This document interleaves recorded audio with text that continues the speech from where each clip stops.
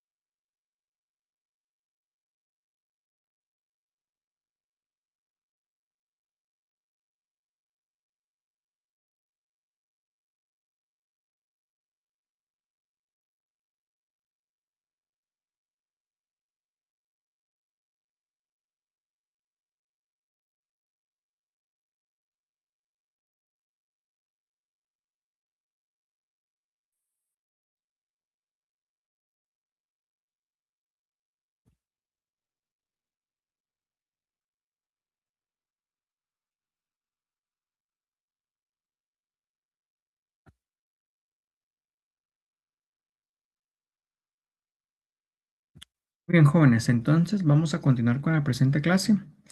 La clase es vamos a hablar un poquito del plegamiento y de la desnaturalización de proteínas. Es decir, vamos a ver que después de que nosotros hemos sintetizado nuestra cadena polipeptídica, jóvenes, eh, antes de que pueda ejercer su función, hemos mencionado hasta el cansancio de que tiene que adquirir una forma tridimensional y que es activa, ¿cierto? Entonces, en este sentido, vamos a hablar de los sistemas por los cuales las células van a empaquetar, o más que empaquetar, pues van a provocar que se pueda dar el plegamiento adecuado a una proteína, ¿cierto? Y después de este plegamiento adecuado, miren, ya puede ser funcionalmente activa, ¿sí? Aquí es en donde quieren las estructuras primarias, secundarias, terciarias, las que hemos visto anteriormente, ¿verdad? Estoy analizando, estoy viendo que, bueno, estamos hablando de las proteínas, ¿verdad? Em, sí. Entonces, permítanme. Listo. Entonces, miren, entonces vean esta imagen que está acá. Esto es como lo que estamos viendo aquí, ¿verdad? Que está la cadena polipeptídica, está la secuencia de aminoácidos, la estructura primaria, y luego se empieza a plegar, ¿verdad? Hasta adquirir una forma tridimensional y que puede ser funcionalmente activa. Aquí también podemos ver que una proteína son cadenas polipeptídicas, aquí tenemos diferentes cadenas polipeptídicas, o una cadena polipeptídica que tiene acá elevada energía potencial, pero que en algún determinado momento tiene que llegar a su estado nativo. Entonces hay diferentes procesos por los cuales se puede o se piensa que se llega de este estado con energía potencial alta hasta este estado, ¿verdad? Con una energía libre de Gibbs elevada y luego a baja, ¿cierto? Entonces no solamente vamos a ver el plegamiento, sino también la desnaturalización de proteínas. Entonces el plegamiento es la adquisición de forma o de la estructura tridimensional que es funcionalmente activa para las proteínas, ¿verdad? Y la desnaturalización, pues vamos a ver entonces que hay algunos factores químicos o algunos ambientes celulares que pueden afectar que después de que ya está plegada la proteína se desnaturaliza, y ya desnaturalizada, ¿qué pasa con eso, verdad? Entonces, por eso vamos a acuñar e introducir un término que nosotros le denominamos como proteostasis, que habla del mantenimiento continuo del conjunto de proteínas celulares activas necesarias en condiciones dadas. ¿Qué significa? Mantenimiento continuo del conjunto de proteínas. Es decir, mm, que las proteínas estén activas, ¿cierto? Que se puedan mantener activas. Es como el mantenimiento para que las proteínas que tengamos que tener en un momento determinado, pues estén, ¿verdad? Ya sea que algunas estén sintetizando o algunas estén desnaturalizando, pero que las tengamos activas todas, ¿cierto? Entonces, esto implica la coordinación de todas las síntesis, implica la coordinación de todas las rutas de síntesis y también su plegamiento, ¿verdad? Es decir, que después de que nosotros hemos sintetizado una cadena polipeptídica, después de que ha pasado por el ribosoma jóvenes como esto que está acá, ¿verdad? Aquí probablemente tenemos el ARN mensajero y aquí está la cadena polipeptídica que están haciendo. Ya tenemos el transcrito. ¿Qué pasa con este transcrito, verdad? Bueno, se pliega, ¿verdad? Pero este plegamiento es adecuado o no, ¿verdad? Y pues entonces regresa a desplegarse, ¿verdad? Para que se pueda plegar adecuadamente. Entonces, se pliega como de una forma adecuada y de esta forma pues ya podríamos tener la proteína nativa, ¿cierto? Aunque idealmente lo que debería de pasar es que llega a esta cadena polipeptídica y luego se pliega y tiene su forma activa normal, ¿verdad? Sin embargo, ese plegamiento puede ser malo en algunas ocasiones, es cuando podemos llegar a formar esta proteína mal plegada y que de último, si esta proteína no se despliega, ¿verdad? Para adquirir la estructura nativa, pues se puede degradar, ¿verdad? Para recuperar o para reciclar sus componentes, ¿cierto? Entonces, esta proteína que no está plegada también puede que tenga un proceso patológico de plegamiento y que entonces en lugar de plegarse nativamente, o que se pliegue mal, pues empiece a agregarse, que empiece a formar algunas interacciones pegajosas y esos agregados pues son patológicos. Entonces tiene que o se desagrega. El desagregarse no es lo mismo el agregado no es lo mismo que la proteína mal plegada, porque esta solo está mal plegada, pero se puede desplegar más fácilmente y se puede replegar. Pero estos agregados ya son interacciones un poquito más fuertes y son como pegajosas, ¿sí? Y que también pueden tender a degradarse, ¿verdad? Si no se puede como corregir. Entonces, el replegamiento de las proteínas parcialmente desplegadas, entonces esta proteostasis implica todo esto, ¿verdad? La coordinación de todas las rutas de síntesis y su plegamiento, el replegamiento de las proteínas que se han plegado parcialmente, ¿verdad? O que, mm, o que les hace falta algo, y también la recogida y la degradación de las que se han desplegado irreversiblemente, ¿sí? O las que se han plegado mal de forma irreversible, ¿verdad? Pues esas las tenemos que degradar. Entonces, las proteínas normalmente dice que deben de plegarse en sus conformaciones nativas. Em, ¿Para qué? Para que puedan ser funcionalmente activas. Se dice que esto puede ocurrir espontáneamente en ocasiones. Sin embargo, hay algún conjunto o grupo de proteínas que se encarga de asistir a este plegamiento de proteínas y nosotros las denominamos como chaperonas. Entonces, asistencia a enzimas y complejos especializados para que puedan plegarse adecuadamente a las proteínas, ¿cierto? Y a nosotros las llamamos chaperonas. Yo no sé ustedes, pero yo cuando era pequeño practiqué un deporte y recuerdo de que cuando íbamos a un campeonato, habían personas que no eran los entrenadores, pero que nos acompañaban, que se llamaban chaperones o chaperonas. Entonces, por ejemplo, pues cuando llego a ver este término, pues sí, que hacían los chaperones, como que nos cuidaban, eh, o especialmente si los entrenadores eran varones, pues iban chaperonas mujeres para cuidar y proteger a las niñas, digamos, ¿verdad? Bueno, pues es un término pues con el que yo lo he relacionado acá a las enzimas estas. Entonces, hay diferentes rutas que pueden contribuir a la proteostasis, jóvenes, es decir, al mantenimiento de las proteínas activas. Jóvenes, en el camino les voy a ir diciendo, pero voy a buscar un sistema para que puedan recuperar puntos del segundo parcial. Si en el tercer parcial suben sus notas, pero tienen que subirlas de una forma como considerable, les puedo dar una determinada cantidad de puntos, ¿verdad? Mm, y siempre suben su nota, ¿sí? Pero tienen que subirla como considerablemente. De hecho, que estoy pensando en aplicar dos sistemas al que apliquen. Este, creo que podemos aplicar como lo que se llama. A ver, hay un sistema de punteos, ahorita no lo tengo presente, pero por ejemplo, para las personas que y esto puede aplicar para el primero o el segundo parcial, es decir, para uno de los dos. El objetivo es que ganen todos, ¿verdad? Que ganen su parcial, que no solo ganen, sino que suban la nota del parcial. Pero entonces, en este sentido, ¿qué es lo que se requeriría? Que, por ejemplo, las personas que han sacado menos de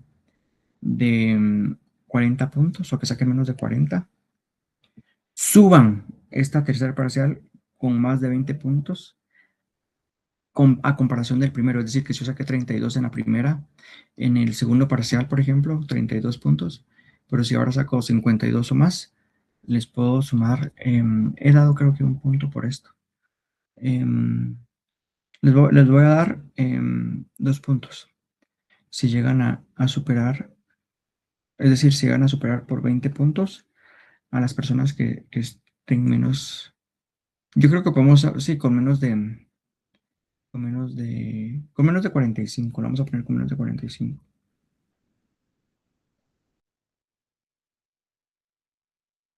De 45, porque el objetivo es que gane. Bueno, menos de 40, lo vamos a poner menos de 40. Bueno, ahora para las personas que estén entre 40 y 60, em, tienen que superar su nota anterior con, con 15 puntos, ¿cierto?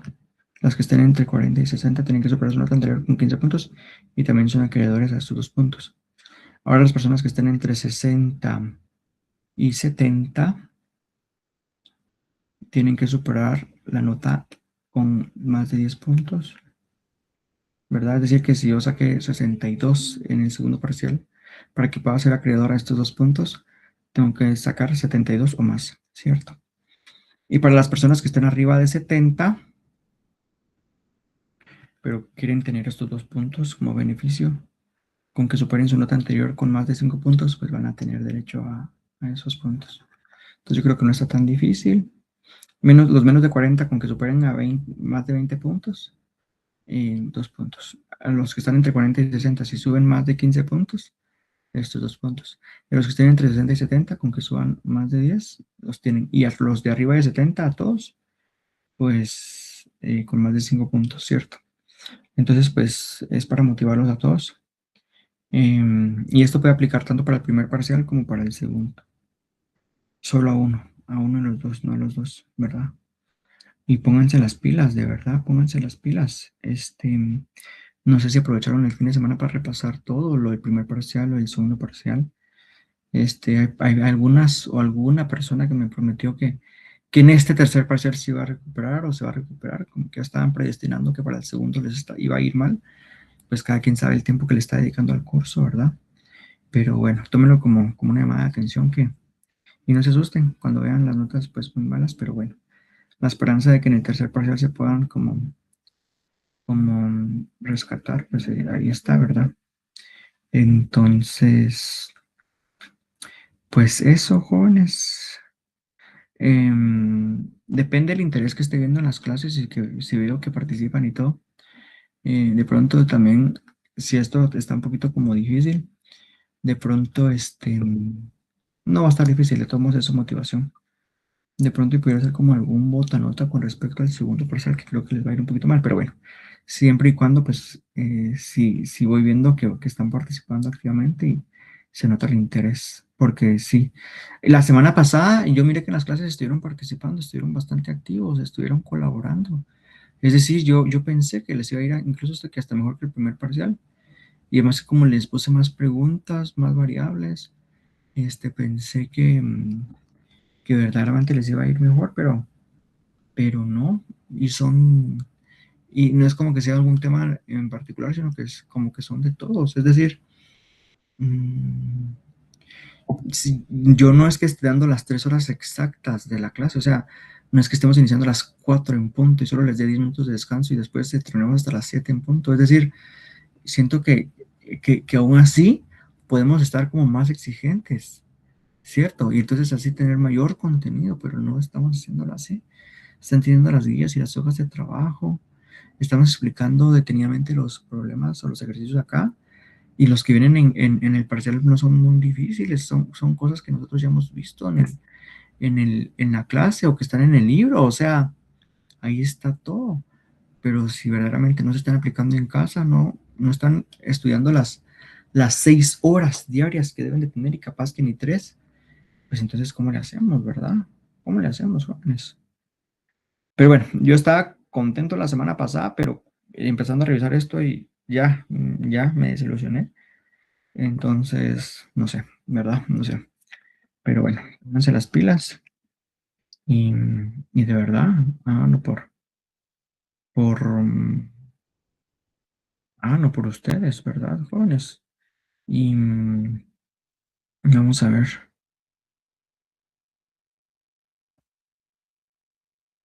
si hombre, con lo respecto a las guías, pues yo les dije también en el primer día de clases, son el segundo sin mucho, ¿verdad? ¿Cuál era mi pensamiento con las guías?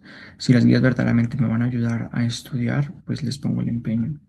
Pero si en lugar de ayudarme me van a quitar tiempo que yo debo dedicar para el estudio y el estudio, porque un examen vale más puntos, 14 puntos a comparación de una guía que me vale tal vez punto 5 o punto 1, pues le pongo más importancia al estudio, ¿verdad? Si es esa la cuestión o la situación. Este, pero es de ir sopesando, ¿verdad? Es de ir sopesando y de ir priorizando, ¿verdad?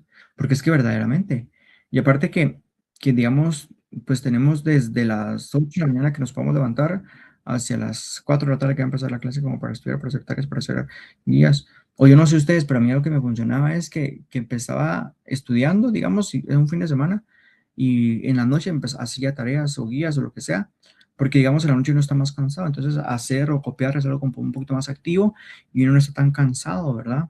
Y temprano pues estudiar cuando está un poquito fresco y cosas así.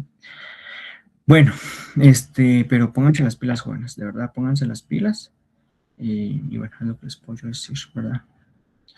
Entonces, ay no, pues entonces no les pongo guías, pero ¿y entonces qué? O las dejo para que quien quiera entregarlas las entregue y que las quienes no, pero entonces ya no tendrán ponderación. Y además que sí, las guías pues tienen como ponderación chiquita, porque y es que de verdad yo se los dije o no se los dije el primer día de clases, ¿cierto? Que incluso miraba yo que personas copiaban las guías cuando yo era estudiante. Yo no quiero entrar a una cosa copiada. ¿Para qué? ¿A quién estoy engañando? Solo para cumplir una cosa y luego en el examen me va mal. Pues no. Entonces, pues no sé. Bueno, vamos a retomar entonces. Entonces, jóvenes, estamos hablando de la proteostasis, ¿verdad? La proteostasis incluye todos estos procesos del plegamiento, del desplegamiento, de la agregación, desagregación. Pero entonces, cuando hablamos ya les había mencionado, ¿verdad? Después de que nosotros hemos formado una cadena polipeptídica, ¿verdad? O a un polipeptido naciente, pues hay diferentes procesos, ¿verdad? Eh, Hay diferentes procesos como medio patológicos de agregación que no son deseables, ¿verdad? Hay otros procesos también de que puede haber un plegamiento o un plegamiento intermedio. Por ejemplo, pues puede estar, empieza a plegarse, pero no ha terminado de plegarse. Entonces aquí, ¿qué pasa? Que vienen las chaperonas y pueden ayudar a que terminen de plegarse para formar la proteína nativa, que es la proteína activa, ¿cierto? Después de que esta puede ir y ejercer su función adecuadamente, ¿cierto? Sin embargo, pues llega un momento en donde también, bueno, ya ha cumplido su función y se despliega o por algún factor de la célula, pues se puede desplegar, ¿verdad?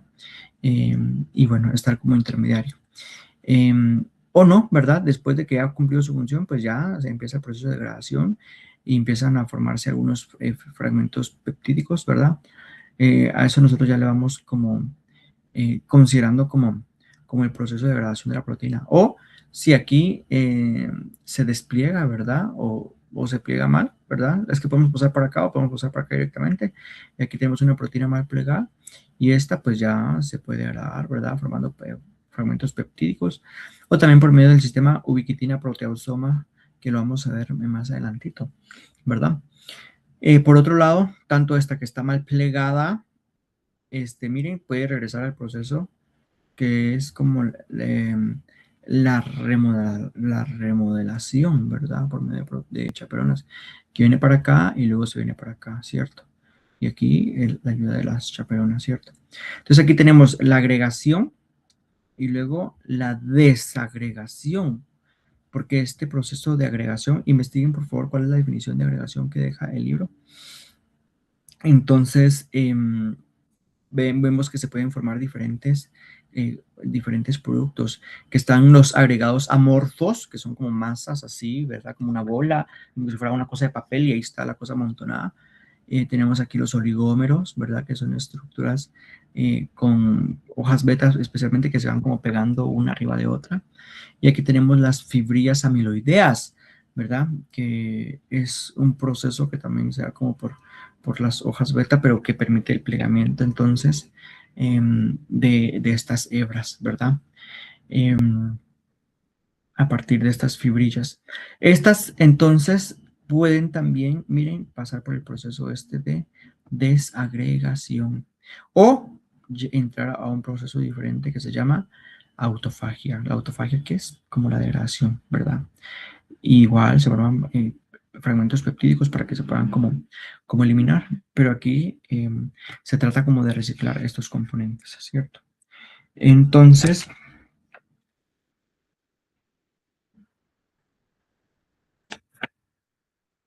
esto ahora, jóvenes, vamos a ver, solo quiero ver una cosita.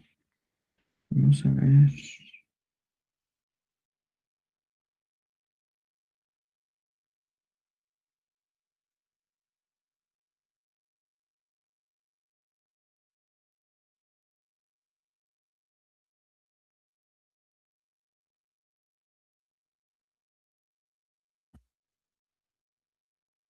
Listo, estamos. Jóvenes, entonces aquí nada más estamos puntualizando que está la proteína nativa, aquí puede estar una proteína mal plegada y pues los diferentes procesos que ya explicamos cada uno. Por favor, jóvenes, no solamente me van a buscar la definición de la agregación, sino van a buscar la definición según el libro de cada una de estas, el plegamiento, desplegamiento, agregación, desagregación, remodelación, degradación y la autofagia. Por favor, así tenemos pues bien claro todos estos conceptos. Bueno, vamos a continuar entonces. Ya les había platicado que las proteínas que no están correctamente plegadas suelen exponer al exterior algunas superficies hidrofóbicas y que puede provocar que entonces hayan regiones como que expuestas, ¿verdad? Al momento de que exponemos estas regiones hidrofóbicas, entonces estas regiones hidrofóbicas pues pueden encontrar otras proteínas que se encuentran también con estos extremos hidrofóbicos y que se puedan como aplegar, ¿verdad? Y que puedan funcionar como un pega-pega o como un sticker. Entonces ya se vuelven como proteínas adhesivas y que pueden formar estos agregados, ¿verdad? Y estos pueden formar estas masas amorfas que habíamos platicado antes, ¿verdad? Y esto entonces, la formación de estos agregados inactivos, pues es la base para muchas enfermedades. Entre una de estas es el Alzheimer, ¿verdad? Entre muchas otras enfermedades crónicas. Jóvenes, por otro lado, también tenemos de que si la proteína o una cadena polipeptídica puede perder la estructura proteica, también puede haber una pérdida de la función, ¿verdad? Estructura, secuencia de aminoácidos, plegamiento adecuado, funcionalmente activo. Pero si se pierde la estructura adecuadamente, ya no vamos a tener una proteína activa allí, ¿verdad? Entonces, las estructuras proteicas han evolucionado, jóvenes, para evolucionar en entornos celulares concretos. Ya hemos visto las enzimas que funcionaban a pHs particulares, algunas enzimas que funcionan a un pH ácido, algunas que funcionan a un pH alcalino, etcétera. Entonces, hay condiciones diferentes en la célula que pueden provocar algunos cambios también en la función y en la actividad de estas proteínas. Y estos cambios pueden ser grandes y pequeños y pues pueden afectar también la estructura proteica. Entonces, se dice que la pérdida de la estructura tridimensional suficiente para organizar la pérdida de la función de la proteína se le llama desnaturalización. ¿Qué significa eso? Que sí, que la proteína pues puede tener algunos cambios, ¿verdad? Pero llega un momento donde la estructura es suficiente para que esta proteína ya no sea funcionalmente activa. Y ahí es cuando se le denomina que ya alcanzó el proceso de desnaturalización la proteína en particular. Entonces, las proteínas desnaturalizadas pueden existir en un conjunto, en un conjunto de estados parcialmente desplegados. A ver, esto es correcto, jóvenes, ¿qué piensan ustedes? Las proteínas desnaturalizadas existen en un conjunto de estados parcialmente desplegados. ¿Qué creen ustedes?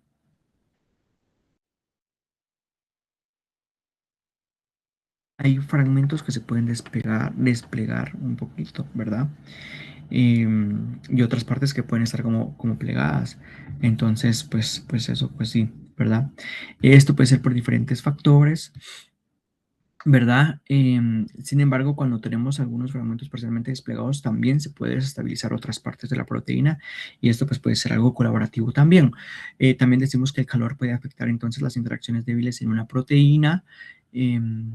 Que dijimos que entonces cuando aumenta la temperatura, pues estamos rompiendo algunas interacciones débiles y si estamos rompiendo interacciones débiles, entonces estamos provocando que la forma adecuada de la proteína pues se vaya perdiendo, ¿verdad? Y pues ya y vaya afectándose ahí la función de la proteína entonces, ¿verdad? Entonces el calor es uno de los factores que afecta, la H es de calor en inglés.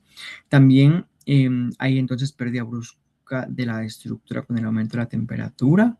De pronto, jóvenes, no sé si hemos platicado con ustedes el proceso de la PCR o la reacción en cadena de la polimerasa, pero uno de los principios de esta reacción es el aumento de las temperaturas y bajar las temperaturas. ¿Para qué?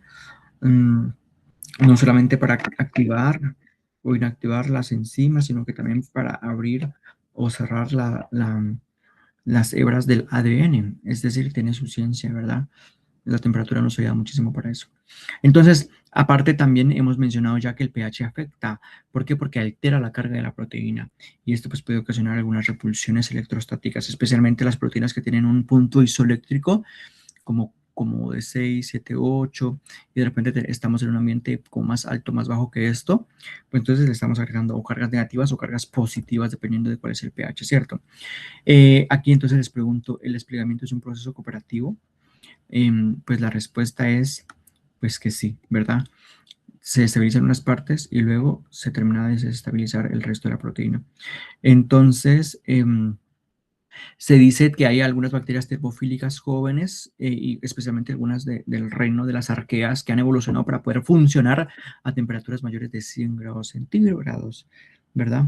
Em, de hecho, que hay algunas bacterias que funcionan a altas temperaturas y que funcionan a unas concentraciones de sal también muy extremas, o hay bacterias acidófilas, ¿verdad? Etcétera, etcétera. Mm, ¿Saben ustedes, de hecho, jóvenes, cómo se llama la bacteria que funciona como un control de calidad para ver que se estén esterilizando los, algunos compuestos o componentes? ¿Saben cuál es el nombre de esta bacteria? Que es una arquea.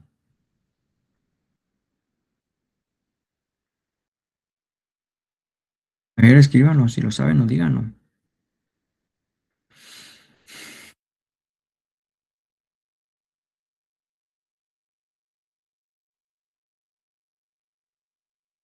Bueno, investiguenlo en lo que estamos ahorita en la clase.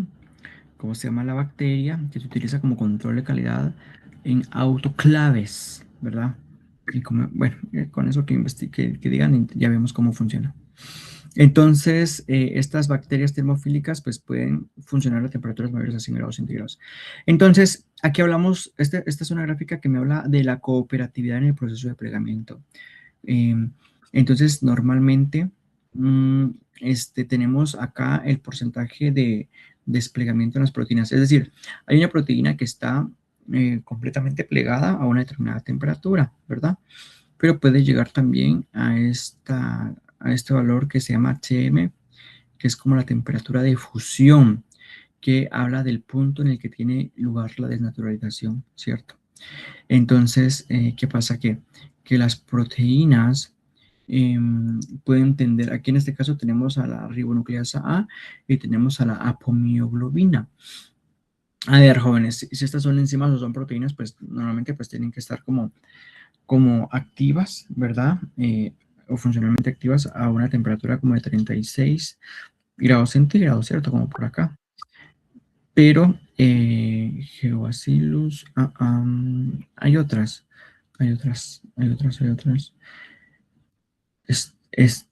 A Thermophilus.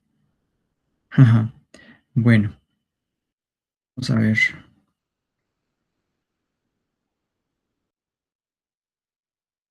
Vamos a revisarlo. Sí, pero no, hay otras. Bueno, entonces, a ver, si quieren, concentrémonos en esto. Las enzimas en nuestro cuerpo trabajan a una determinada temperatura, ¿cierto? Pero ¿qué pasa si nosotros le aumentamos la temperatura? Por ejemplo, si llegan a estar estas proteínas a una temperatura como de 50, hoy el porcentaje perdón, de desplegamiento va a ir aumentando cada vez más, ¿cierto? Entonces, si hablamos en el caso de la ribonucleasa, a una temperatura aproximadamente como de 55, llega, ya perdió como el 50% de su pegamento, ¿verdad? Y a este momento se dice que empieza la desnaturalización, o que ya llegó el proceso de desnaturalización, en donde la proteína ya deja de ser activa. Y de hecho que es muy pequeña la brecha, miren, como entre 53 y 56 probablemente, donde pasa de estar desplegada en un 20% a un 85%, 90% en un ratito, en un poquito, en unos 2 o 3 grados centígrados. Por eso es muy delicado. La fiebre, jóvenes. ¿Qué pasa cuando nosotros pasamos de la fiebre de 37 y llegamos a 40? Entonces hay proteínas que se empiezan a desestabilizar. Aquí tenemos el ejemplo de dos proteínas, pero hay otras que pueden afectarse a una temperatura más baja. En el caso aquí tenemos la apomioglobina, que está a una temperatura de 55 grados, todavía se encuentra como bien, ¿verdad? Como un desplegamiento del 20%, pero con hasta los 65 aproximadamente es de que se despliega, ¿cierto? Entonces, aquí hablamos un poquito de que ya empieza a 50 grados centígrados, es que empieza el proceso un poquito de desplegamiento, ¿cierto? Y donde las proteínas pues van siendo pues menos activas pues cada vez, ¿verdad? Bueno, a ver, ¿qué más? Aquí tenemos entonces que hemos hablado un poquito que cuando hay procesos de desnaturalización por diferentes procesos, ya sea químicos o físicos, aquí ya podemos provocar la precipitación de las proteínas. Y si no recordemos que es lo que pasaba cuando agregamos el sulfato de amonio a un proceso de digestión de proteínas o a un proceso que a un producto, ¿verdad? De lisis celular y después de varias centrifugadas, pues cuando agregamos una sal, provocamos la precipitación, ¿cierto? Pues es también un proceso químico, ¿verdad? Sin embargo, también se dice que consecuencia de la formación de agregados proteicos, se puede dar esta precipitación también. Al asociarse entonces superficies hidrofóbicas expuestas, estas se pueden exponer por diferentes procesos. Entonces, estos agregados altamente desordenados, pues es a lo que también puede provocarnos la precipitación, ¿verdad?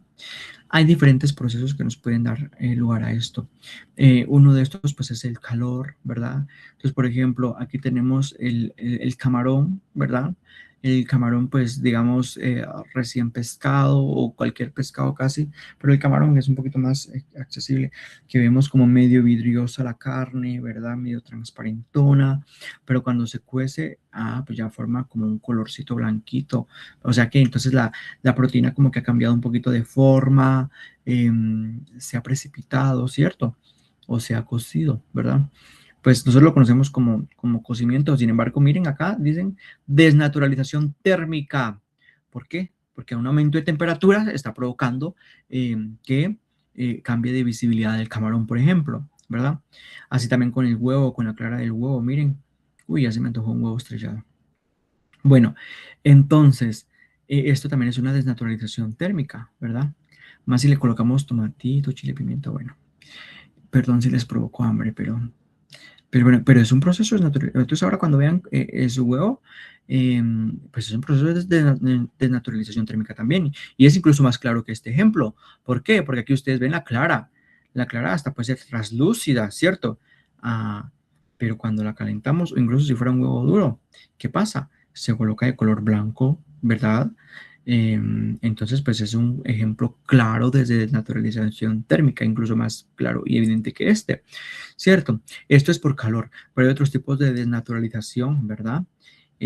Como en este caso, este es un proceso de desnaturalización mecánica, como por ejemplo cuando les están haciendo, ¿no? Cuando hacemos, por ejemplo, un batido o un betún, no sé cómo le llaman ustedes, y está ahí, mueve que te mueve, ¿verdad? Con una batidora, ¿verdad? La clara. Entonces, se llega a hacer esto. Miren, ¿qué color es esto? Blanco, ¿cierto? Pues es un proceso de desnaturalización mecánica por el movimiento que se está llevando a cabo en esa proteína. Y aquí tenemos otro tipo de desnaturalización, que es la desnaturalización por sal. Lo que les decía yo antes, que cuando a la leche le agregamos un tipo de sal, ¿verdad? Pues provocamos la formación de un suerito y aparte hay una forma que está precipitando también, ¿verdad? Y que es lo que nos va a generar el queso o algunos otros productos lácteos, ¿verdad? O subproductos lácteos. Eh, bueno, entonces, jóvenes, entonces, si yo les pregunto a ustedes, ¿estos procesos son reversibles o irreversibles? ¿Qué creen ustedes? ¿Qué me dirían?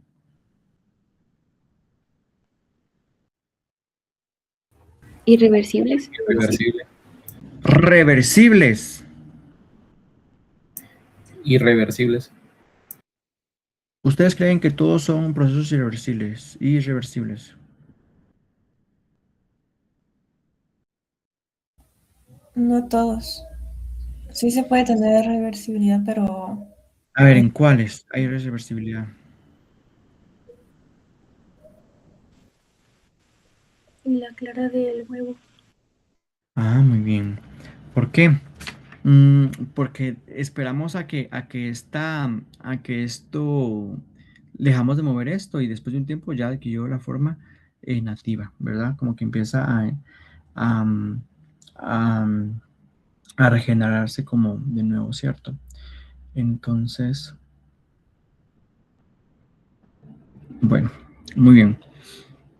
En cambio, como con estas, pues es un poquito difícil, ¿verdad? Porque cómo voy a quitarle lo calor, el calor al huevo. O sea, eso sí no se puede. Pero este efecto sí es reversible, ¿verdad? Muy bien. Jóvenes, entonces, hay otros factores que también pueden provocar procesos de desnaturalización, ¿verdad? Pero entonces veamos acá, veamos cómo se puede afectar estructuralmente, ¿verdad? Normalmente, así como vemos que acá es un proceso reversible, aquí tenemos otro proceso también, ¿verdad? Aquí tenemos una proteína en estado nativo, ¿verdad? Que es catalíticamente activa. Entonces dice, la desnaturalización de algunas proteínas es reversible. En el caso de la ribonucleasa A, por favor, investiguemos cuál es la función de la ribonucleasa A como parte de la tareita.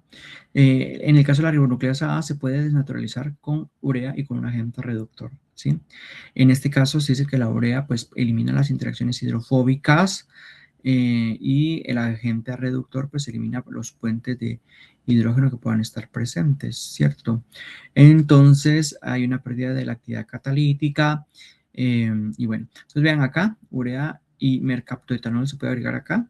Entonces aquí tenemos que la proteína que está bien plegada, vean, que está como bien, como que si fuera como un fetito chiquitito, pero lo digo así, pero porque está como bien plegada y funcionalmente activa. Y después de agregarle urea y mercaptoetanol, tenemos un estado pues mal plegado, ¿cierto?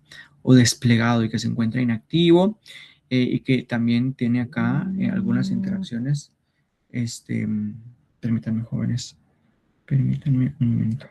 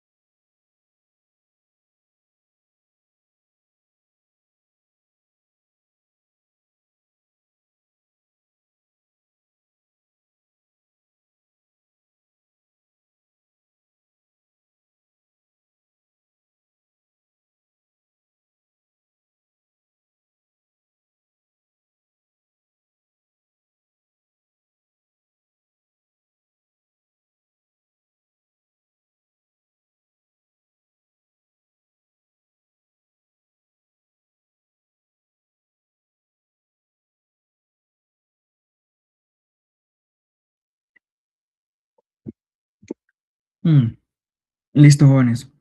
Entonces, ¿de qué estamos platicando? A ver. Bueno, entonces, jóvenes, si se pueden dar cuenta, aquí todas las cositas amarillas que nosotros vemos acá son puentes de sulfuro, ¿cierto? Y acá vemos que estos se están liberando, ¿verdad? Se liberan completamente. Entonces los puentes de sulfuro pues también se reducen, ¿verdad? Y se forman entonces residuos de cisteína libres, ¿verdad?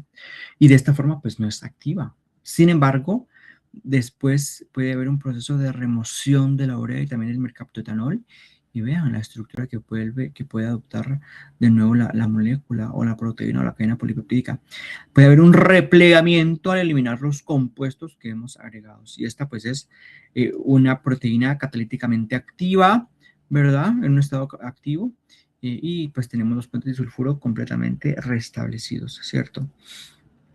Entonces, interesante, ¿no? Entonces, aquí hay algunos polipéptidos, dice que hay algunos polipéptidos que se pliegan más rápido que otros. Hay normalmente algunas rutas de plegamiento en las proteínas. Hay una cuestión que se llama paradoja de Levital, ahorita les voy a explicar. Pero normalmente imagínense ustedes de que si fuera una proteína de Escherichia coli, por ejemplo, con 100 residuos de aminoácidos, imagínense 100 residuos de aminoácidos. Eh, si pensamos que se están plegando en 5 segundos a 37 grados centígrados, estamos pensando que cada residuo tendría la capacidad o tendría la oportunidad de formar o de adoptar 10 conformaciones diferentes aproximadamente. Es decir, tenemos E. coli, 10 residuos de aminoácidos que se están pegando como a 5 segundos a 37 grados centígrados. Y si cada residuo está utilizando aproximadamente estas conformaciones diferentes, cada uno de ellos, tendríamos la capacidad de tener 10 elevado a la 100, porque son 10, ¿verdad? Si tenemos 10 conformaciones por cada uno, 10 elevado a la 100, nos daría una cantidad súper altísima para que una proteína de 10 residuos de aminoácidos se pueda pegar adecuadamente. Sin embargo, pues esto se dice que llevaría muchísimo tiempo probar todas las conformaciones posibles, porque entonces, que para una posición, que para el otro lado, que para acá, que para allá, imagínense ustedes, sería como algo Vos sos el que te multaron. Dame ese dinero, por favor. Esa multa fue cuando fue a traer a Alexander, ¿verdad? No, esa multa fue para otra cosa. Perdón. Jóvenes, los micrófonos, cuidémoslos, por favor.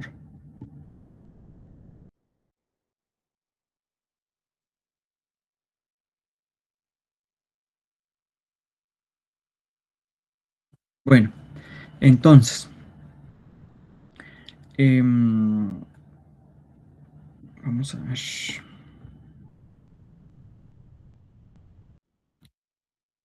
Entonces, jóvenes, imagínense, esto es en el caso de que las proteínas estuvieran adoptando una conformación al azar, como quien dice, por prueba y error. Sin embargo, esto no es así y no funciona así en la naturaleza, ¿verdad? Sino que hay una forma conveniente de que se puedan ir plegando pues poco a poco, ¿verdad? Entonces, para eso tenemos que hay como rutas de plegamiento adecuadas, ¿verdad? No es una cosa que sea de ensayo y error, sino que es algo que es un poquito más estable, ¿cierto? Entonces, normalmente, ¿qué es lo primero que está pasando? Aquí tenemos un aminoácido, la secuencia de un aminoácido de 56 residuos, ¿verdad? Aquí tenemos, empezando desde metionina hasta el glutamato con la E. Y entonces aquí tenemos que primero se van a ir plegando las estructuras secundarias locales. Es decir, de toda esta cadena polipeptídica, las que se encuentran de color rojito son las primeras que se van a ir plegando entre sí. Es decir, del residuo 8 al 15, del 30 al 37, del 45 al 52. Y todas las demás pues van a estar existiendo nomás. ¿Sí? Y luego entonces, después de la 8 y la 15, ya se va a ir plegando como de la 6 a la 17, ya abarca un número un poquito más grande y abarca un plegamiento, ¿verdad? De hojas beta, ¿verdad? Entonces, y esta de la 28 a la 39, que también abarca otros dos aminoácidos, pues ya abarca esta estructura, ¿cierto? Y aquí ya tenemos entonces que acá, después de este fragmento del 45 al 52, tenemos que ya desde el 43 al 54 ya se pliega un poquito más, de forma un poquito más grande. Luego ya se quiere esta forma, ¿verdad? Un plegamiento de hojas beta. Después esta y esta se van juntando, ¿cierto? Y entonces ya no tenemos solamente esta y ni solamente esta, sino que ya tenemos desde la 28 hasta la 56, ¿cierto? Con estas dos hojas beta, más esta estructura de hélice alfa. Y después, ¿qué pasa? Pues nada más vienen y se acuñan tanto estas con estas. Entonces tenemos el pegamento desde la 1 hasta la 56. Entonces, normalmente así es como es el pegamento de las proteínas. Es decir, que las que están cercanamente empiezan como a ver que son como medio afines y empiezan como a doblarse, ¿verdad? Y ahí sí. Es como que si nosotros estuviéramos de pie largos, o sea, como que si estuviéramos de pie en algún determinado momento, ¿verdad? Y con los brazos abiertos, las piernas abiertas, de pie parados y todo estirado, ¿verdad? ¿Y qué es lo que pasa? Si de repente me dicen a mí, adquiera una posición fetal en un ratito y lo tengo que hacer como rápido, pues primero pues no me voy a encoger todo de un solo, sino que probablemente primero los brazos, las rodillas, después de las rodillas pues ya, qué sé yo, me encubro los hombros, ¿cierto? Ya doblo como las rodillas como para adentro. Es decir, no todo sea al mismo tiempo, sino que son regiones las que primero van acomodándose y luego el resto. Hay estructuras de largo alcance, jóvenes.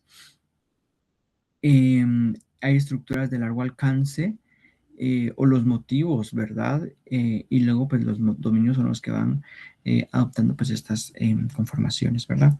Y luego, entonces, así es como se da el plegamiento del péptido de forma como general.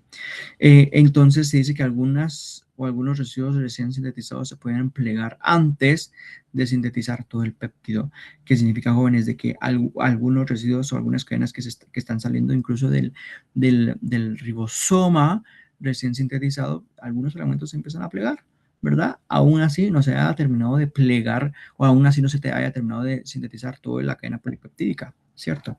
Es decir, si yo tengo una cadena polipeptídica de 100 aminoácidos, pero inicialmente solo han empezado a salir, por ejemplo, los 30, es probable de que si los primeros 30, del 8 al 15 ya empezaron como a adquirir una forma plegada, ¿cierto?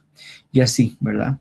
No sé si me explico lo que les estoy diciendo, yo espero que sí, pues creo que estamos hablando el mismo idioma o el mismo lenguaje todos, ¿me entienden? Vean este diagrama que vamos a ver ahorita. Normalmente nosotros por medio de la termodinámica podemos ver cómo se da adecuadamente el plegamiento de una proteína. Y esto pues lo podemos ver por medio de la formación de algunos embudos de energía libre, ¿verdad? Entonces dice, el proceso de plegamiento es diferente en cada proteína, nunca es igual en la misma. Y lo podemos representar termodinámicamente como un embudo. ¿Qué es un embudo, jóvenes? Un embudo pues es una estructura que viene y de una cosa un poquito grande viene y hacemos una cosa chiquitita, como cuando queremos pasar, colar café o queremos pasar en química, ¿verdad? Algo de una boca ancha y lo queremos meter a un Erlenmeyer, por ejemplo, pues utilizamos el embudo, ¿verdad? Pues esto es algo similar, ¿verdad? Entonces aquí, esto es como que tenemos, como que estuviéramos el plano de, esto como que estuviéramos el plano aquel que habíamos practicado en algún momento, ¿verdad? Aquel plano de energía libre de activación, ¿verdad? Lo vamos a colocar aquí. De energía de activación de una proteína, ¿verdad? Que primero empieza acá, pero después le tenemos que agregar energía y luego baja hasta que los productos son como más estables, ¿cierto? Entonces esto aquí es esto, lo mismo, ¿ve? Solamente que esta proteína que está acá la vamos a representar de otro colorcito. Vamos a poner como un color azul. Esta proteína pues viene acá, ¿verdad? Tiene un estado acá y lo que, y luego baja hasta adquirir su estructura nativa y se queda así. Pero aquí tenemos otras formas, ¿verdad? Y esta que está acá tendría una forma como, bueno, sí, veamos esa. Esa que está ahí tendría una forma como esta, ¿verdad? Que está por aquí, que está por acá, que está por acá, por acá. Y de repente, ¡pum! Esa que tiene una elevada energía y de repente, ¡pum! Se estabiliza, pero como en un cuentazo, ¡pah! Y se estabiliza de un solo, ¿cierto? Y luego tenemos esta otra. Entonces, miren, son diferentes tipos de formas que están adquiriendo, que están tomando las estructuras. Esta es una proteína en donde se adquiere una estructura nativa sin tanto problema B. Y llega, lo importante es llegar a N, ¿cierto? N que es la estructura nativa, ¿cierto? En cambio, esto es lo que yo les decía, ¿verdad? Que de repente cuesta que empiece a agarrar la estructura nativa, pero de repente llega un factor que, ¡pum!, se forma la estructura nativa en un ratito, ¿cierto? Lo que sucede con con este otro sistema es algo un poquito más dificilillo. ¿Pero por qué digo que es más dificilillo? Porque entonces de repente tenemos una proteína, ¿verdad? Que ha empezado a adquirir una forma estable, pero de repente encuentra una cosa como muy fuerte. O sea, hay un estado secundario estable, pero de repente hay que meterle más energía porque ese estado no es suficiente todavía. Y entonces, ¿qué? Hay un cambio de energía y después, ¡pum!, ya encontramos la estabilidad, ¿cierto? Entonces aquí hay un estado secundario muy estable, sí, hay una estructura como para ser muy estable, o un intermediario es el término, un intermediario muy estable, ¿verdad? Pero que no es todavía la estructura nativa, ¿verdad? Y entonces ahí se tiene que superar otra barrera de energía para que pueda adquirir la estructura nativa, ¿cierto? Bueno, entonces ya hemos visto estos tres. Dice, a medida que entonces a medida que el plegamiento avanza, el estrechamiento del embudo refleja la disminución. Y no solamente eso, sino que también se ve la disminución del espacio conformacional. Es decir, tenemos una proteína que se ha recién formado y pues, que poco a poco pues, va haciéndose chiquitita, ¿cierto? Entonces también disminuye el espacio de la conformación de la proteína. Y hasta que llega finalmente al estado nativo, ¿verdad? Que es el que tenemos aquí al final, ¿verdad? Y se dice que la molécula tiene regiones de estabilidad relativamente altas y bajas. Tenemos entonces, cuando tenemos acá que el estado nativo, o aquí, por ejemplo, no tenemos intermediarios de reacción, es decir, de un solo bajamos. Aquí tenemos intermediarios. ¿A qué nos referimos con este, jóvenes? Que aquí hay muchos intermediarios de reacción, ¿verdad? Si lo graficamos como hemos graficado las otras, tendríamos una cosa como que, a ver, ¿por qué color usamos? Que no hemos usado el verde. Vamos a usar este verde. En este caso tenemos como diferentes estados de transición, ¿verdad? Y que tenemos una cosa así, boom, que va como medio bajando, boom, hasta que adquiere como su estado nativo, ¿cierto? Esto queda aquí para abajo, estable, ¿cierto? O sea que hay diferentes estados y que va formándose poquito a poco, ¿verdad? Lo que más sucede en la naturaleza, jóvenes, probablemente pues es este estado, ¿verdad? En donde son primero unas formas las que están plegándose, se van plegando adecuadamente, pero hay otras que todavía no, y entonces así, ¿verdad? Es como algo variable, ¿cierto? Entonces esto sería como un ideal, ¿verdad? Sería como un ideal, pero de pronto no es lo que predomina, sino que es cierto. ¿Por qué? Porque entonces hay diferentes intermediarios, ¿verdad? De hecho, el primero que yo les puse acá del color rojo es esto, ¿verdad? Que empezamos así, entre sustratos, luego subimos un poquito la energía de activación y luego bajamos para que sea más estable, ¿cierto? Pues puede referirse a estos piquitos que nosotros vamos teniendo acá, ¿verdad? Pero como esto no es una reacción, sino que no solo es un plegamiento, pues por eso como que van bajando todos de forma como general, ¿verdad? En cambio, acá tenemos, aquí tenemos que el estado nativo es muy estable y llega al estado nativo activo de forma muy rápida sin necesidad de que haya ningún intermediario, sino que ¡pum!, en un ratito ya se plegó, ¿verdad? Entonces, veamos y estudiamos un poquito a las proteínas con plegamiento asistido, o sea, que son ayudadas o que pueden ayudar. Aquí tenemos que no todas las proteínas van a plegar espontáneamente, ¿no? Ya hemos platicado un poquito de esto, sino que hay algunas proteínas que ayudan para esto. Las chaperonas, pues, cumplen esta función. Las chaperonas, pues, interaccionan con polipéptidos parcial o completamente pegados. Interaccionan con polipéptidos parcial o incompletamente plegados. Con polipéptidos, ¿cierto? Parcial o incompletamente pegados. Es decir, las chaperonas no hacen todo, solo como que les ayuda, ¿cierto? Entonces facilitan las rutas de plegamiento, así como también se dice que crean un sistema, crean un microambiente, crean microambientes apropiados, ¿verdad? Como lo hace el sitio activo, ¡pum!, que provoca que haya una estabilización del estado de transición, ¿verdad? Pero es como acondicionando el espacio adecuadamente. En este caso, las chaperonas pues quedan en el ambiente apropiado, ¿verdad? Para que puedan plegarse o ayudar a plegar en las regiones que no estaban plegadas adecuadamente. Acá hay dos familias principales de chaperonas. Una es la HSP70 y también tenemos a las chaperoninas, ¿sí? Normalmente, pues se utilizan estos sistemas pues para poder aportar entonces al plegamiento de algunos segmentos o regiones de algunas regiones de la cadena polipeptídica, ¿verdad? Porque sería o porque es muy imposible que se haga completamente al azar, ¿verdad? Entonces, para eso nosotros tenemos estos sistemas de proteína. Vean ustedes que esto funciona como un barril, ¿verdad? Este barril tiene como algún orificio aquí en el centro, ¿verdad? Aquí tenemos la proteína como vista desde afuera, ¿verdad? Con algunas regiones que son como medio visibles al centro, digamos. Y aquí tenemos esto, es que es un corte como transversal, ¿cierto?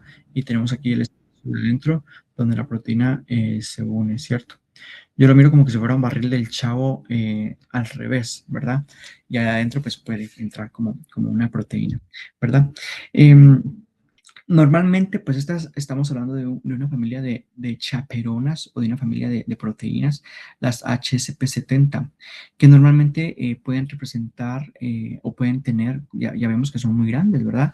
Tienen una masa o pueden pesar como 70.000, ¿verdad? De masa relativa, o sea que es grandísimo.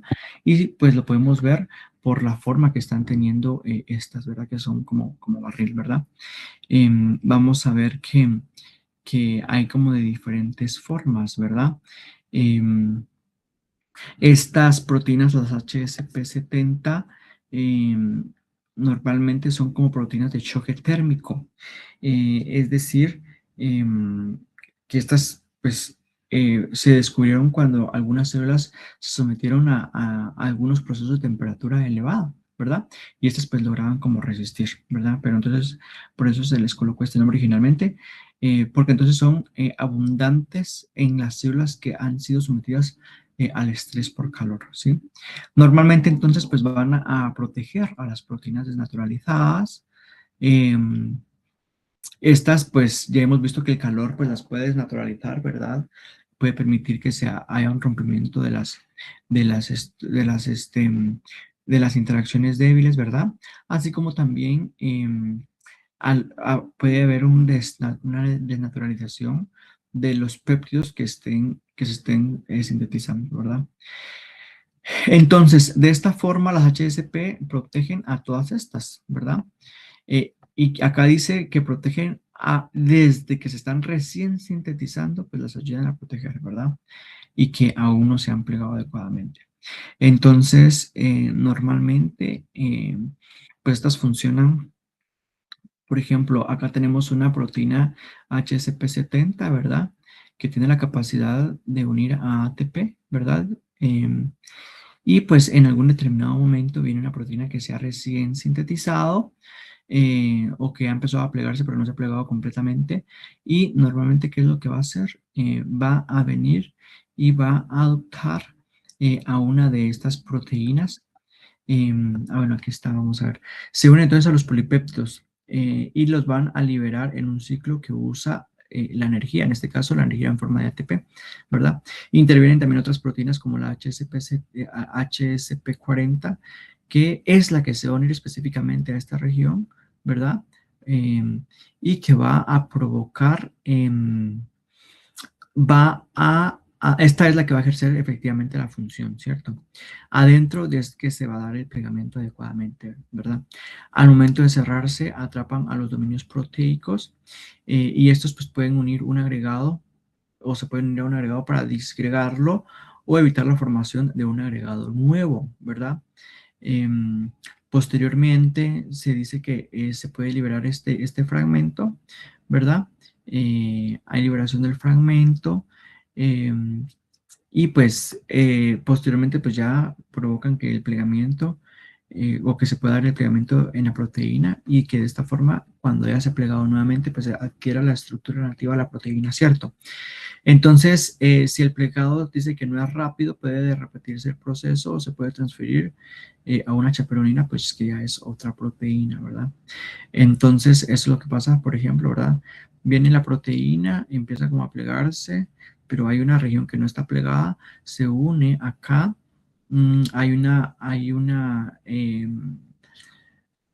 hay, hay fuerza o hay trabajo que se está llevando acá. Las HSP40 participan en el plegamiento o en el desplegado y replegado de esta proteína, de este fragmento de proteína. Y después, ¿qué pasa? Ya puede facilitarse el plegado intermediario y pues provocar el plegado nativo de la proteína, ¿verdad? Pues bueno, eso. Em,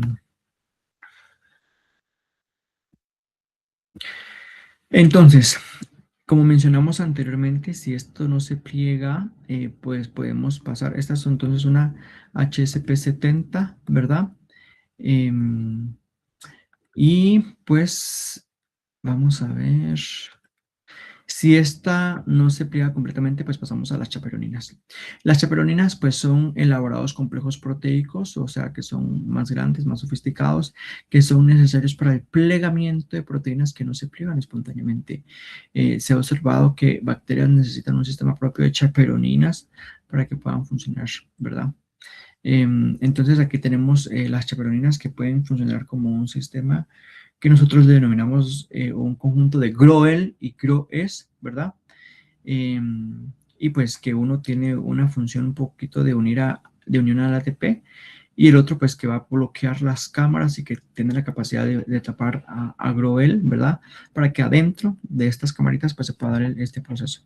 Estos se descubrieron en el crecimiento de algunos virus bacterianos, ¿verdad? O sea que iban creciendo bacterias y por eso el nombre de GRO de crecimiento, ¿verdad? O el prefijo GRO de crecimiento, ¿verdad? Porque ahí se descubrieron cuando hay crecimientos de virus bacterianos. Y está conformado por una serie de anillos múltiples heptaméricos. Heptaméricos, que significa que tiene 7 heptámeros o que tiene 7 como cadenas polipeptídicas, ¿cierto? Entonces aquí tenemos nosotros estas proteínas. Tenemos a una proteína desplegada. Miren, después de que tenemos a un intermediario, a una proteína con un intermediario no plegado completamente, ¿verdad? Que viene, por ejemplo, de las HSP70, viene y entonces se puede utilizar este sistema el cual le va a ayudar, ¿verdad? Entonces aquí esta se va a unir a este sistema GROEL, ¿verdad? Se une específicamente al extremo hidrofóbico, ¿verdad?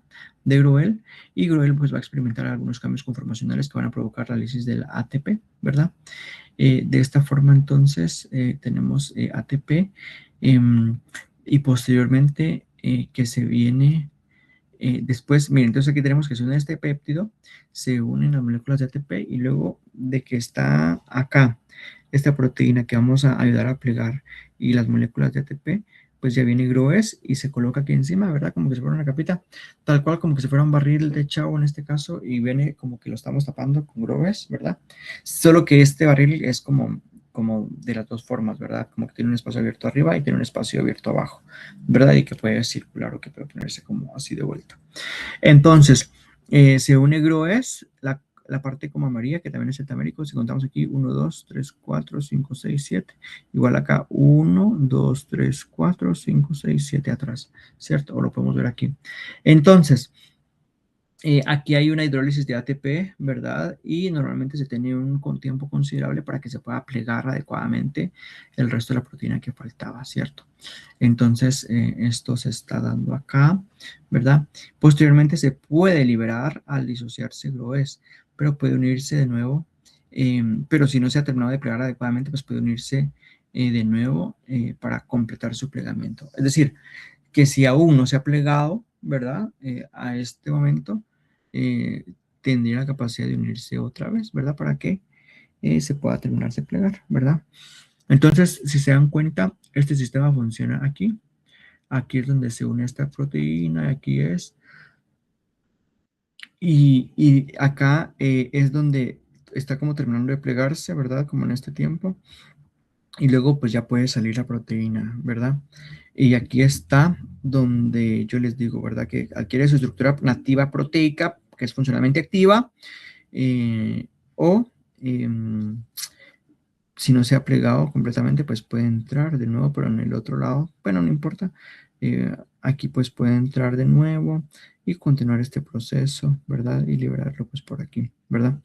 Entonces, si se dan cuenta, pues es como un ciclo que primero funciona como la parte de arriba, lo tiene cerrado y después, miren acá, tiene la capacidad de unir el otro y cuando se une el otro, entonces ya se une el ATP acá y aquí ya está el ADP, que entonces se libera el ADP, que igual como sucedió aquí, ¿verdad? Y ya liberándose ADP también ya se libera la estructura nativa o la proteína que esperemos que esté mejor plegada, ¿verdad? Y mientras tanto el otro está trabajando, ¿verdad? Y así sucesivamente. Pues si podemos empezar el otro ciclo, pues en la mitad de uno o de otro lado, ¿verdad? Las dos unidades entonces se alternan en la unión y liberación de sustratos polipeptídicos desplegados, ¿verdad? Entonces trabaja de un lado una y después trabaja el otro del otro lado. Entonces, como les decía antes, aquí tenemos la superficie y el corte transversal, que es el espacio para unir a las proteínas internamente, ¿verdad? Bueno, aquí tenemos un ejemplo de si se dan cuenta, pues habíamos estado habíamos estado viendo de bacterias, ¿cierto? Groes, Grovel, pues son sistemas que hemos visto en bacterias. Y acá tenemos un ejemplo de las HSP70, que es como un sistema que pueden funcionar como el sistema HSP60 que vimos anteriormente. Entonces, en este caso, si se dan cuenta que tenemos a los ribosomas y aquí está la cadena polipeptídica que están haciendo, ¿verdad? Aquí tenemos la maquinaria de las HSP70 que se están uniendo algunas regiones de las cadenas polipeptídicas, ¿verdad? Entonces, vienen y pues para esto también necesitamos moléculas de ATP, ¿verdad? Para que puedan como facilitar, en este caso, la reparación, ¿verdad? O el plegamiento adecuado. Entonces, ¿qué viene? Que después de que se ha agregado acá las HSP70, que son las cositas rojas aquí, ¿verdad? Después de que se les ha agregado ATP, pues estas pueden provocar una proteína plegada correctamente al unirse entonces a espacios particulares, ¿verdad? Pero si esto no funciona, como lo vimos anteriormente, aquí tenemos la similitud de las HSP60-like o la maquinaria a las proteínas parecidas a HSP60, ¿cierto? En donde vienen y se van a unir a un tipo barril, pues esto tiene como mejor forma de barril, ¿no? Aquí empieza 1, 2, 3, 4, 5, 6, 7, pues literal como de 7 formas. Y de nuevo vienen moléculas de ATP y pues aquí adentro pues esperemos o deseamos que se puedan plegar adecuadamente, ¿verdad? Y ya, obtener pues estas proteínas que pueden ir a ejercer su función, ¿verdad? Entonces ya, aquí tendríamos una proteína correctamente plegada, ¿verdad? Bueno, si en dado caso esto no se diera adecuadamente, pues se pudiera como descartar o sería como para proteólisis esta porción, ¿verdad? Algo más que tendría que contarles a partir de acá. Bueno, ya creo que estamos aquí. En lugar de grues, las extensiones, en este caso, de los dominios apicales, se flexionan y cubren la cavidad. Es decir, en lugar de grues, estas pues como que se quitan acá y van cerrando como el espacio para que pueda salir, ¿verdad? Bueno. Y pues estas actúan especialmente en las últimas fases del plegamiento, ¿verdad? Bueno, aquí tenemos entonces, jóvenes, algunos defectos en el plegamiento de algunas proteínas, ¿verdad? Tenemos, por ejemplo, de que el plegamiento incorrecto es un problema importante en todas las células. Entonces, vean, aquí tenemos una proteína nativa, aquí tenemos un plegamiento inadecuado, ¿verdad? O parcialmente no plegado, ¿verdad? Aquí tenemos la parte desnaturalizada que puede pasar después de que ha cumplido su función, ¿verdad? O incluso pasar proteínas que están regenerándose constantemente, ¿sí? Entonces, se dice que puede que un cuarto de los polipéptidos sintetizados podrían ser destruidos por su mal plegamiento, ¿verdad? Sin embargo, muchas enfermedades asociadas, especialmente muchas enfermedades crónicas como la diabetes tipo 2, el Alzheimer, la enfermedad de Huntington y el Parkinson, pueden tener algunas regiones, algunas porciones insolubles de forma extracelular, ¿verdad? Y en este caso, si esta proteína llegara a liberarse o a secretarse de la célula, pues que normalmente podría ser soluble, pero lo hace en un estado de un plegamiento incorrecto o un estado como de sticker o pegajoso, esto pues se puede convertir en una fibra amiloide. Es decir, cuando una proteína que se secreta lo hace en un estado de plegado incorrecto, esto pues al momento de encontrar otras proteínas afuera de la célula, a otras proteínas que también tengan esta condición de mal plegadas, puede formar una fibra amiloide, ¿cierto? Y esto lo que me puede provocar es amiloidosis, no sé si han escuchado el término amiloidosis, ¿verdad? Que son como agregados plaquetarios, agregados proteicos. Entonces, esta acumulación grandísima pues podría provocar pues algunos efectos patológicos en la persona dependiendo de dónde se están acumulando estas proteínas, ¿verdad? Bueno, tenemos entonces que la formación de las fibrillas amiloides son patogénicas, ¿verdad? O sea que pueden desencadenar una enfermedad. Esto es por el mal plegamiento. Se dice que las proteínas se secretan como parcialmente plegadas, pero en el núcleo pues puede haber formación de hojas beta, ¿cierto? Esta es una proteína nativa, ¿verdad? Que es como la parte esta de hoja pues está como interna, en cambio acá que está como de un lado, ¿verdad? Entonces aquí en estas hebras, ¿verdad? Pues podemos provocar que haya como un pegamiento entre estas proteínas, ¿verdad? Entonces, pueden haber formación de hojas beta. Esto pues puede provocar autoasociación de dos o más proteínas parcialmente plegadas, ¿verdad? Autoasociación, imagínense ustedes. O sea que, como quien dice, viene es una frase que dice, Dios los hace y ellos se juntan. Como quien dice, pues viene una y está despegada, está como medio chicloso con sticker y se encuentra otra y pum, y viene otra y pum, y así, y todas juntas se acumulan, se agregan y pueden provocar enfermedad H, ¿cierto? Entonces, esta autoasociación de dos o más proteínas parcialmente plegadas, pues puede formar la fibrilla que va creciendo, creciendo, creciendo en el medio extracelular, ¿verdad? Hasta que forma una fibrilla, ¿verdad? O una estructura nuclear de fibrilla, ¿verdad? ¿Cuáles pueden ser los efectos de estos? Pues bueno, los efectos pues, pueden ser muy malos, ¿verdad? Las enfermedades que les mencionaba acá, pues pueden ser consecuencia de estos o que no se esté dando la comunicación adecuadamente a nivel extracelular, etcétera, etcétera. Pero por favor, busquemos cuáles son los efectos que pueden formar las fibrillas amiloideas en las personas, ¿cierto? Bueno, entonces, la formación de las fibrillas amiloides patogénicas puede ser un proceso que puede tardar mucho tiempo en que aparezcan síntomas. Si esta patología fuera una cuestión heredada por una mutación, ¿verdad? Esto indicaría de que esta patología estaría en todas las células de forma constitutiva. ¿Qué significa esto? Que tanto mis células germinales como las células somáticas, a ver, cuando yo hablo de células somáticas me refiero a todas las células de mi cuerpo, a excepción de las células germinales. O sea, que están en las gonadas sexuales, en el caso de las mujeres en los ovarios y en los hombres en los testículos, pero para decirles de que a nivel genético estaría la alteración en todas las células de nuestro cuerpo. Y por eso se pudiera heredar, ¿verdad? Por medio de esas mutaciones que tanto en los ovarios en los espermatozoides, pues es ahí donde pueden heredarse y llevarse para la formación de un organismo nuevo, ¿cierto? Eso en el caso de que sean heredadas, pero si es una mutación, o sea, pero entonces en este caso, en estos casos, las enfermedades pues pudieran aparecer a una edad como más temprana, ¿verdad? Porque es algo constitutivo.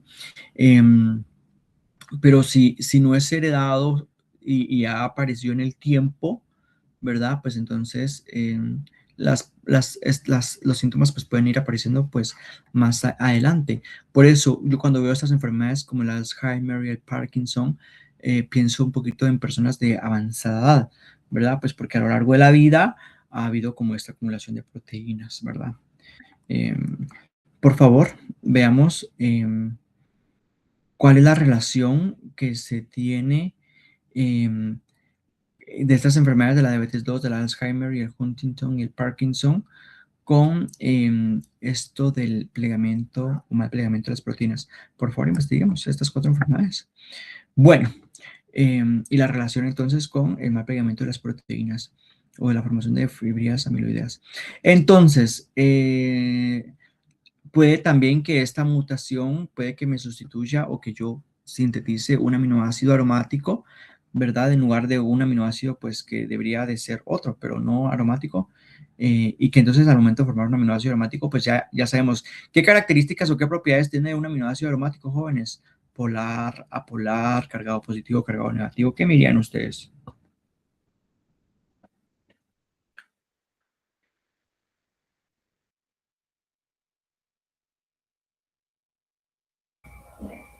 ¿Es apolar? Es apolar, ¿verdad? Y esto pues podría provocar el plegamiento de aminoácidos entre sí y esto pues pudiera formar em, que haya formación de un péptido beta amiloide, ¿cierto? Y esto pues me puede provocar también la formación de las fibrillas amiloideas, ¿verdad? Esto es porque en un lugar donde debería de haber una hélice, ¿verdad? Se forma algo como esta estructura beta, ¿verdad? Entonces pierden las estructuras secundarias normales para formar una cosa como estas y que entonces esto pues va a provocar que se peguen, ¿cierto? Como que si fuera de todo eso, a ver, como cuando nosotros tenemos una prenda, pero hay una cosa que es como de esas cosas que pegan, chuc, chuc, chuc, chuc, y que eso pues se puede ir pegando a muchas cosas, ¿verdad? Y eso pues va a provocar acumulación, acumulación, acumulación. Entonces, ¿qué pasa también cuando hay alguna situación de estrés o cuando la síntesis de proteínas es muy elevada en el cuerpo por algún motivo particular? Y esto pues podría colapsar la capacidad de plegamiento en el retículo endoplasmático. Entonces, cuando nosotros tenemos una necesidad de sintetizar proteínas o de repente estamos en una actividad física intensa o tenemos una comida copiosa y necesita nuestro cuerpo responder ante eso, entonces se activa un sistema que se llama respuesta a proteínas no plegadas o que también la denominamos como UPR por el término en inglés, ¿verdad? Respuesta a proteínas no plegadas, UPR. Entonces, en este caso, estos funcionan como reguladores transcripcionales que tienen la capacidad para coordinar los siguientes sistemas. Este sistema UPR en situaciones de estrés, ¿verdad? Pueden aumentar la concentración de chaperonas en el retículo plasmático o disminuir la tasa de la síntesis de proteínas, ¿cierto? En estos dos casos, la cosa es asistir o ayudar para que aumentada la síntesis de proteínas. ¿Para qué aumentamos la concentración de chaperonas? Para que las proteínas que se están sintetizando pues puedan terminar de plegarse adecuadamente en un tiempo pues considerable. Y también el sistema OPR lo que hace es, bueno, ya, tranquilo, tranquilo, ¿qué? Ribosoma, tranquilo, transcripción, tranquilo, ¿qué más sería aquí? Sí, sería desde la transcripción, ¿cierto? Del ADN al ARN mensajero. ¿Para qué? Para que disminuya entonces la síntesis de proteínas, ¿verdad? Incluso disminuya la traducción. Esto es lo que activa el UPR, pero es un proceso fisiológico. Se dice que los agregados amiloides, pues antes de la activación del UPR, pueden también ser eliminados. Es decir, el sistema UPR, pues es algo fisiológico, pero si esto no se ha activado adecuadamente, el sistema UPR, pues los agregados amiloides, pues como quien dice el cuerpo, ya tenemos demasiado agregado acá, entonces llamemos al sistema de autofagia que coma o que degrade esto, digamos, ¿verdad? Entonces, las empieza a degradar, ¿verdad? Los agregados, o pueden activar también el sistema ubiquitina proteasoma, ¿verdad? ¿En qué consiste esto pues en eliminación o en reciclado de estos componentes, ¿cierto? ¿Cómo es que funcionan cada uno de estos? La autofagia, jóvenes, como su nombre lo indica, fagia, como comer auto propio, o sea, como que se come propio solito, ¿verdad? Entonces, normalmente tenemos acá que primero sea el proceso de inducción, ¿verdad? se empieza a formar acá una como un sistema endomembranoso, ¿no? Y que va a envolver algunos componentes, ¿verdad? Especialmente de estos sistemas de proteínas, ¿verdad? Entonces se va a envolver en un sistema de membranas hasta que va a formar el autofagosoma. Autofagosoma. Posteriormente este autofagosoma después va a encontrarse, unirse a un lisosoma. ¿Y qué es lo que hace el lisosoma más el autofagosoma? Pues provoca la fusión, en este caso de este sistema, ¿verdad? Tanto del lisosoma como como el del lisosoma y el autofagosoma. ¿Qué es el lisosoma, jóvenes? ¿Cuál es la función del lisosoma en nuestro cuerpo? ¿Quién me dice? Lo vimos en la clase 1.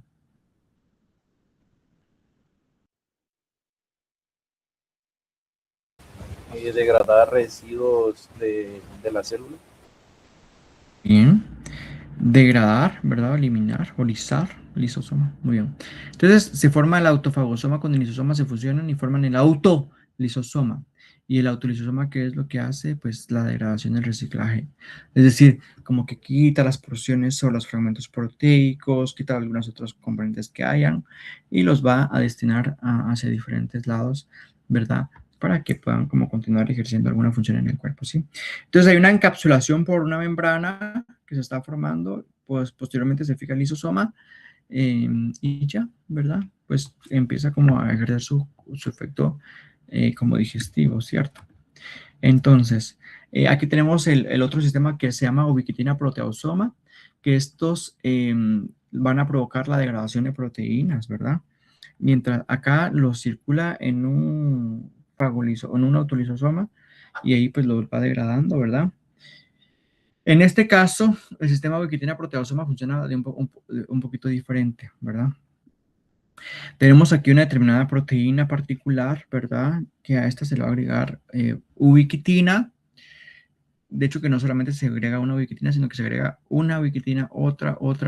Entonces es un sistema de poliubiquitina, ¿cierto? Son muchas ubiquitinas, ¿verdad? Que se van a agregar, Estas ubiquitinas lo que funcionan es como moléculas señalizadoras, ¿verdad? En esa proteína, que posteriormente van a entrar a este sistema que se llama 23S proteasoma. No sé si les suena 23S proteasoma. Y lo que va a hacer es, bueno, por medio de algunas regiones, aquí tenemos una subunidad reguladora que es la roja, y aquí tenemos la subunidad catalítica, ¿verdad? Que va a provocar que esto pueda como degradarse, ¿verdad? Entonces, esto es como la región de la amarilla, ¿verdad? Y adentro como que se están degradando. Y esas dos regiones son como reguladoras, ¿sí? Entonces,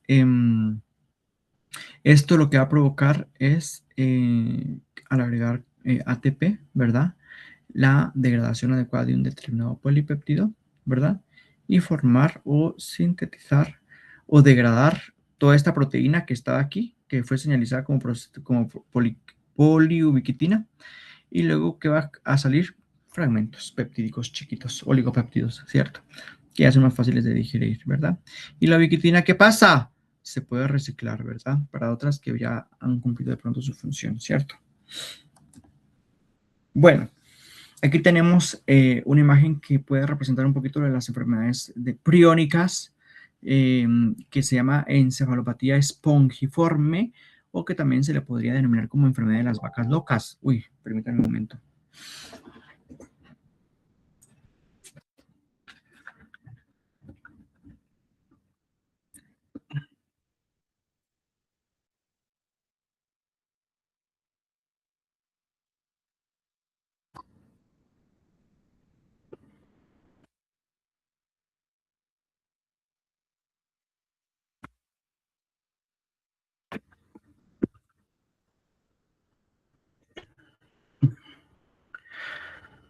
Ok, la encefalía espongiforme, o que también se le conoce como la enfermedad de las vacas locas, que no solamente se da en las vacas, pero ahí se descubrió, ¿verdad?, de forma como predominante y puede afectar a humanos, ovejas, ciervos, alces, es decir, a algunos otros mamíferos.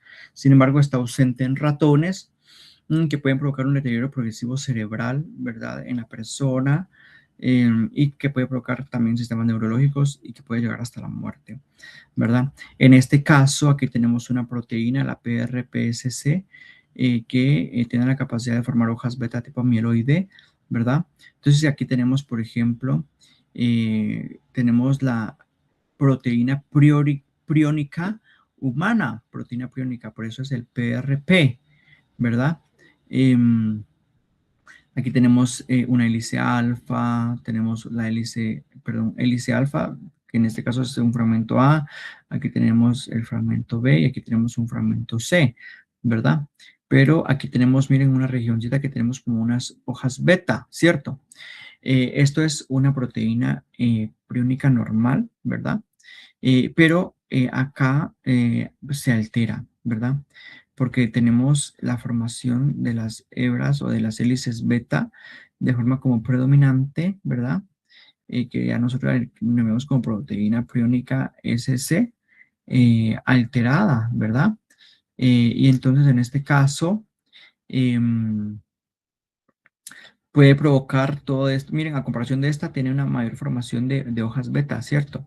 Y este aumento en la formación de hojas beta, pues se pueden como agregar, ¿verdad? Entonces se forman agregados PRPSC, ¿verdad? De esta forma, pues hay acumulación y pues todo esto pues se puede acumular en el sistema neurológico y esta acumulación pues ya puede provocar como que no se esté dando adecuadamente la comunicación neuronal ahí, ¿verdad? Y que pueda provocar los síntomas de las enfermedades priónicas. Bueno, en el libro de texto Jóvenes hay un cuadro de texto que habla de esta enfermedad, ¿verdad? Entonces, pues recomiendo como su lectura. Vamos a ver, aquí está. Sí, es el recuadro 4.6, ¿verdad? Que puede provocar, entonces, dice ahí, muerte por plegamiento incorrecto, las enfermedades priónicas.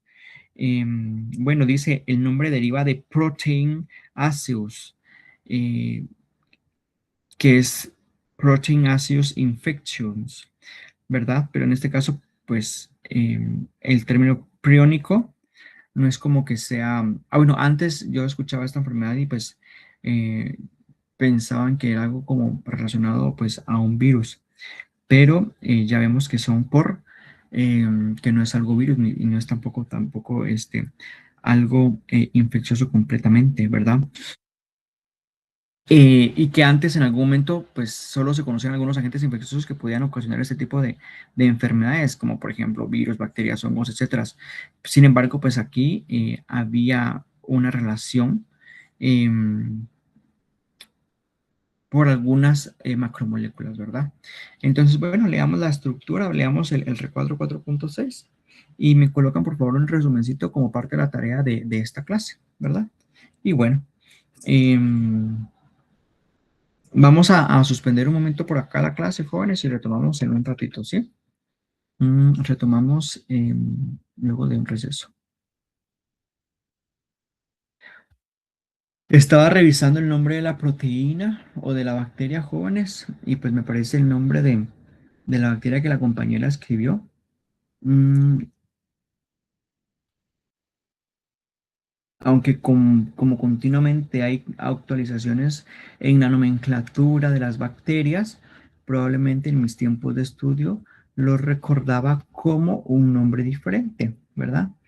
Pero aquí aparece como Geobacillus esteanothermófilos, ¿sí? Pero sí, había otro nombre, lo voy a seguir buscando y pues ya se los digo, ¿verdad? Pero entonces, cuál es el principio de este sistema? Que tenemos como un tape de esos de color blanco, ¿verdad? Y que están como, hay unas regioncitas blancas, o sea, está el tape, ¿verdad? Pero hay unas regiones como blancas, que están como a lo largo del tape y que eso se coloca como sobre lo que se está autoclaveando. ¿Y cuál es el sistema o el principio? Que un buen autoclave pues tiene que cumplir con cierta temperatura, ¿verdad? Tiene que cumplir con cierta temperatura por un cierto tiempo determinado. Es decir, se tiene que llegar a una temperatura, si no estoy mal, de 121 grados centígrados, al menos por 10 o 15 minutos, ¿verdad? Y cuando esto se cumple, se activa como el mecanismo de la bacteria, ¿verdad? Y cambia la coloración de estas liñitas blancas que les decía, cambia la coloración a un color negro y esto pues indica que sí se ha autoclareado pues adecuadamente, ¿verdad? Entonces, pues eso, pero no, tiene que haber otra forma, pero bueno, ahí lo vamos a seguir buscando y ya lo platicamos, ¿sí? Bueno, jóvenes, nos vemos en un ratito, pues descansemos por ahora.